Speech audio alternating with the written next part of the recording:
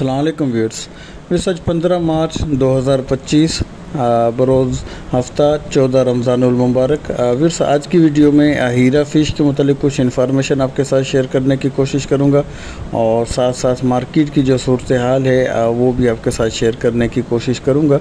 Viewers, ये हीरा fish है या गोल्डन स्नैपर फ़िश, वाइट गोश्त, सिंगल कांटे, जायके के हिसाब से बहुत ही बेहतरीन मछली है। इसका गोश्त इंतहाई सॉफ्ट होता है और कटिंग के दौरान भी इसके जो गर्दन के बाद का एक आधा पीस होता है वो थोड़ा टूट फूट का शिकार होता है इंतहाई सॉफ्ट होने की वजह से। बाकी जायके के हिसाब से ये बहुत ही बेहतरीन मछली है। इसकी जो बोनलेस में भी इसको बहुत ज़्यादा पसंद किया जाता है। बोनलेस में जो इसकी परसेंटेज गोश्त की देखी जाती है वो 38 से 40% तक इसकी गोश्त जो है निकलता है। 60 से 62% इसकी वेस्टेज तकरीबन रहती है और नॉर्मल स्लाइस कटिंग के अंदर 25 से 30% तक की इसकी वेस्टेज देखने को आती है। आप इसका बोनलेस भी बना सकते हैं, नॉर्मल स्लाइस कटिंग करवा सकते हैं और किताब की सूरत में आप इसको ग्रिल पर्पज़ में भी आप इसको इस्तेमाल कर सकते हैं। सिंगल कांटे वाइट गोश्त की ये भी बहुत ही बेहतरीन मछली है। सेलेनियम से भरपूर मछली है। सेलेनियम और इसके जो अफादियत के हिसाब से वो मुकम्मल वीडियो में बना चुका हूँ, तो वो आप उसमें देख सकते हैं कि ये क्यों ज़रूरी है।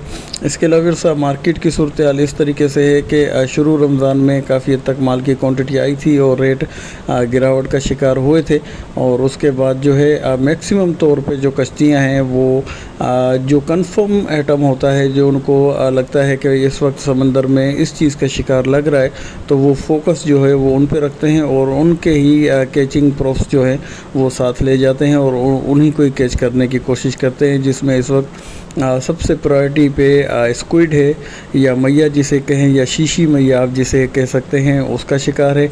उसके अलावा क्रैब्स हैं, ये कंफर्म्ड आइटम है, इनका सीज़न इस वक्त चल रहा है और भरपूर शिकार इनका लग रहा है। और मछली की क्वांटिटी वेदर और विंड कंडीशन की वजह से कुछ हद तक मुतासिर होती है और माहीगीरों को रेट ना मिलने की वजह से उस तरफ उनका जो फोकस है वो नहीं है। और रमज़ान की वजह से भी जो आखिरी अशरा होता है, जो इस वक्त माहीगीर जाके होके आ रहे हैं, तो वो कश्तियाँ अपनी रोक रहे और ईद के एक हफ़्ते बाद जो है दोबारा इनकी रवानगी होगी। तो कहने का मकसद ये है कि आखिरी जो अशरा है उसमें मछली की क्वांटिटी कम होगी और ईद के दिन और ईद का अगले हफ़्ते तक मार्केट में जो है वो मंदी का शिकार रहेगा। लेकिन उसके बाद फिर जो माल बढ़ने का ट्रेंड जो है वो शुरू होगा, फिर वो तकरीबन मई के मिड तक ये सिलसिला भरपूर रहेगा। फिर मई के मिड से लेके जैसे जैसे समंदर के अंदर तेज़ी आएगी और उसके बाद फिर शिकार और में कमी और उसके बाद फिर जून जुलाई के जो बैन के महीने हैं, तो फिर 15 अगस्त तक फिर मार्केट जो है वो काफ़ी हद तक डिसेबल रहेगी।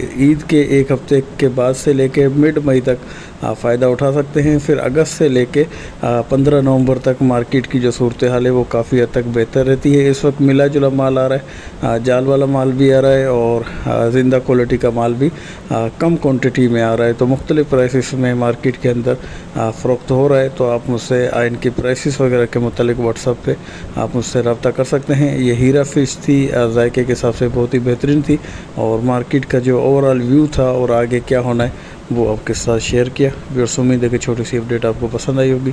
पसंद आई तो लाइक, शेयर और सब्सक्राइब करके बेल आइकन को भी प्रेस कर दें। इसके अलावा व्हाट्सअप नंबर मेरा स्क्रीन पे शो हो रहा है, तो ऑर्डर्स के लिए आप मुझसे रब्ता कर सकते हैं।